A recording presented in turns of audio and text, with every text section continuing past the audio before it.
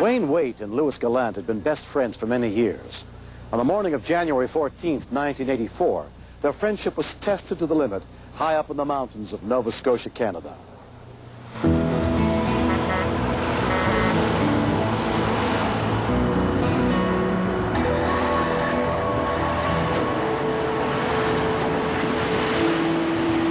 Early on that winter morning, at the Irving Big Stop truck stop, Louis Gallant spotted a familiar face when he stopped for breakfast.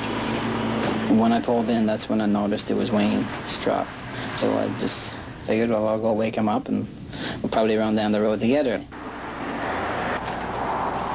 Yeah, that was pretty good food. Yeah, it's good.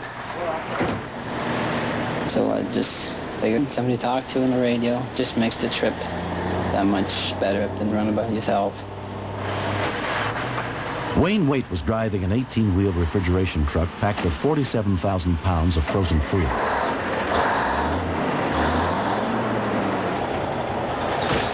Louis' flatbed semi was hauling 33,000 pounds of steel.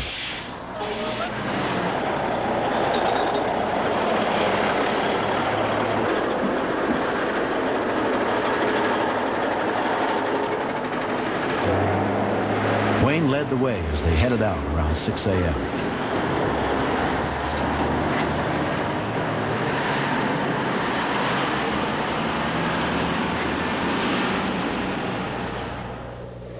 Though they both drove for the same company, it was the first time they had ever driven this road together.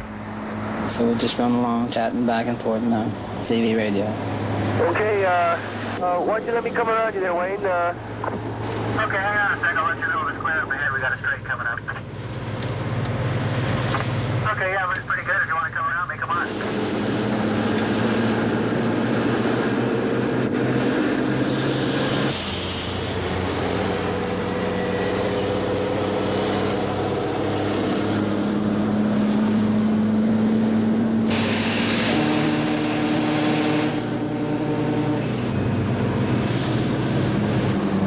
I just decided to go by him. I don't normally do that. It's just something I don't know. Just done it that day. Oh, now this is the first time for everything. I've never had to look at your taillights before. As soon as the vehicles get to the top of the mountain, they're approaching a grade that they have to slow down, use lower gears. They have to approach 180-degree turns, and it's a very treacherous mountain that they have to come down on.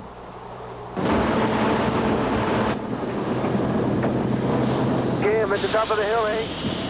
Okay, buddy, what do you think about coming off here about 20 miles an hour? That's about top for me. I don't want to go through those S turns any faster than that, Wayne. Yeah, me neither. We'll just take her down here easy, yeah. I'll get back to you in a minute. I'm going to check the brakes, see how they're doing.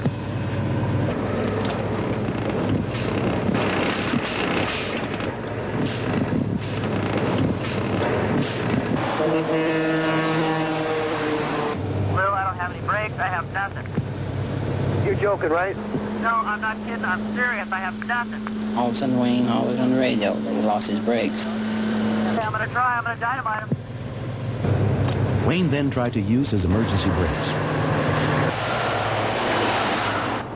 Nothing. I thought he was joking for a few seconds. Wayne's tractor-trailer weighed 49 tons, fully loaded. A truck that heavy could not possibly make it safely to the bottom of the winding mountain road without any brakes. Oh, I tried to drop a gear and it's not holding, and I'm going to have to pick it back up again. It was the only thing to do. I had brakes, not knowing if they would hold two rigs or not. I had to try. Less than a mile ahead was a stretch of road with enough straightaway for Louis to attempt to use his truck to stop Wayne's. It was their only chance before they reached a curve so sharp it would be impossible for Wayne to maneuver without brakes. As they headed downhill, Wayne was rapidly picking up speed. Louis was forced to keep accelerating to stay ahead of Wayne's truck.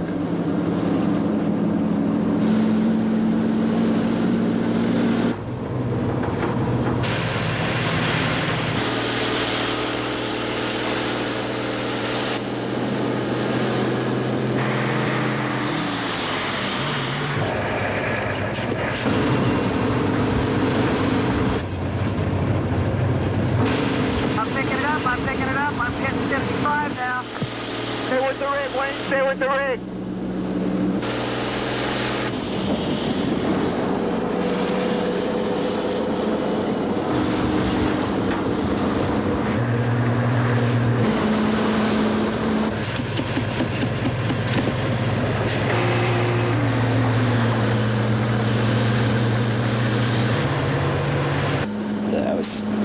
to pay attention to what I was doing. Like, I got to watch the impact. I got to try to match his speed. I knew the danger of the turn, so hoping and praying, I guess, that, yeah, you get stopped before the turn.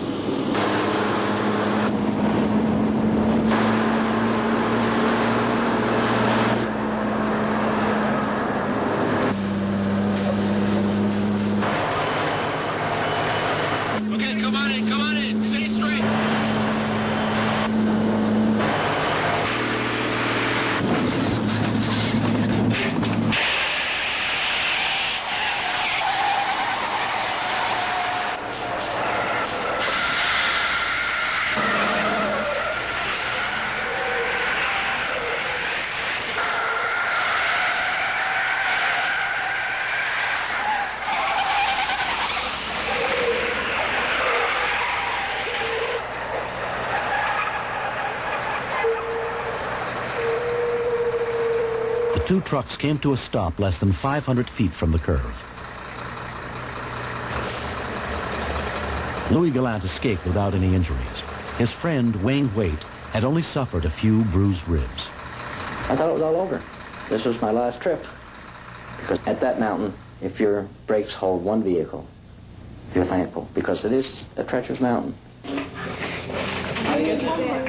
7 years later, Louis and Wayne and their families have become close. I knew I had one chance of saving him. And I just wanted to do it right. I didn't want no mistakes. If he would have hit an angle, like lost control somehow, like it would have probably took me out too. He was a friend before that, but he's a special friend now. It's quite an experience. You never forget. It's once in a lifetime. You never want it to happen again. Wayne still drives semis for a living, but 3 years after that day, Louis retired from trucking.